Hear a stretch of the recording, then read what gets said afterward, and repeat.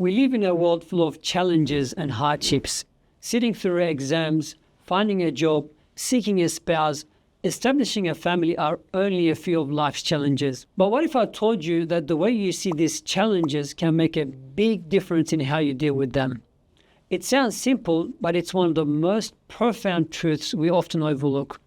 A contemporary scholar, Imam Said Nursi, rahimahullah, once said, "One who sees good thinks good, and who thinks good takes pleasure from life."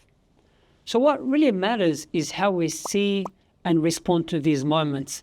That's what shapes our reality. The Prophet Muhammad sallallahu alaihi wasallam puts it beautifully. He says, "Amazing is the affair of the believer. Verily, all of his affairs is good. If something good happens to him, he is thankful, and that's good for him. And if something bad happens to him, he is patient, and that's good for him." So for believers, everything can ultimately be good as long as the perspective is right.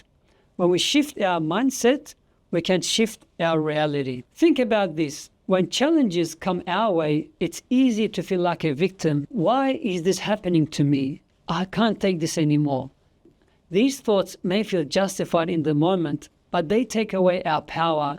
They make us passive rather than proactive. But here is the thing. Research shows that our mindset can actually change our reality. Let me share two studies with you. In 2007, researchers at Harvard studied hotel housekeepers. These women were taught their daily work, such as cleaning, lifting, walking, was actually great exercise. 4 weeks later, they had lost weight, their blood pressure dropped, and their body fat decreased. The only thing that changed, they believed that their work was beneficial. Another study found that people under high stress were more likely to suffer from health issues, but only if they believed stress was harmful. Those who saw stress as a challenge rather than a threat had better health outcomes. Isn't that incredible? Your mindset isn't just a feeling, it's a force that shapes your body, your emotions, and even your future. This is where the concept of realistic optimism comes in, a term coined by psychologist Sandra Schneider. It means seeing both the good and the bad, but choosing to believe the most empowering version of the story. It's about zooming out, trying to understand the bigger picture, and realizing that what we see is just a fraction of the reality. Think about it. We only see the tip of an iceberg, but there's a massive structure beneath the surface. We only see a fraction of the light spectrum, yet there are colors beyond our sight.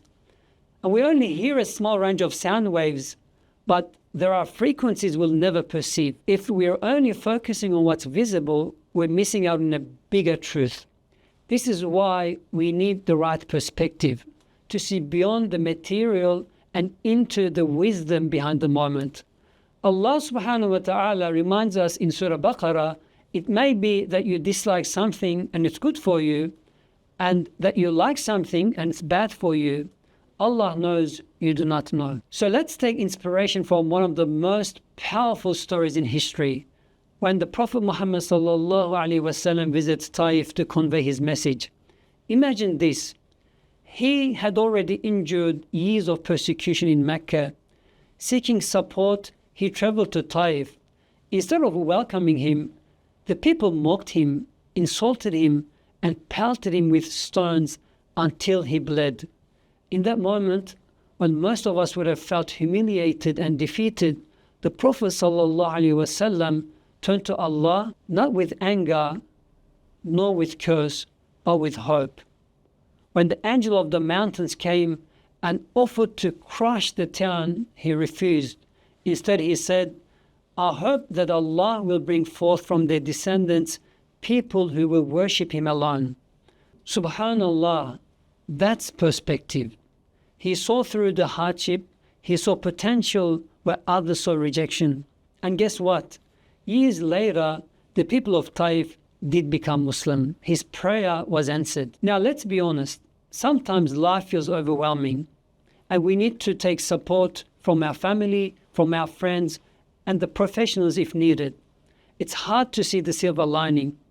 Even the companions once asked the Prophet sallallahu alaihi wasallam, "Mata Nasrullah?" They said, when will Allah's help arrive? And the Prophet ﷺ to them replied, you are being too hasty. Be patient and trust in Allah's timing. Our job is to use our time, energy, and effort wisely, knowing that every struggle has a purpose. So how can we apply this? Let me leave you with 3 practical tips. Firstly, reframe your challenges. Next time you face a problem, instead of asking, why me? Ask, what can I learn from this? Seeing stress as a challenge rather than a burden can literally improve your health and mindset. Secondly, adopt the long lens approach. When life feels tough, step back. Ask yourself, will this matter in a year or in 5 years? Just like the Prophet's patience at Taif, trust that difficult moments are part of a bigger journey. Lastly, anchor yourself to your purpose. At the end of the day, what matters most? Our ultimate purpose is to be faithful servants of Allah. That doesn't change no matter the circumstances. Hardships, successes, and failures, they're all temporary. What lasts is how we use them to grow closer to our Creator.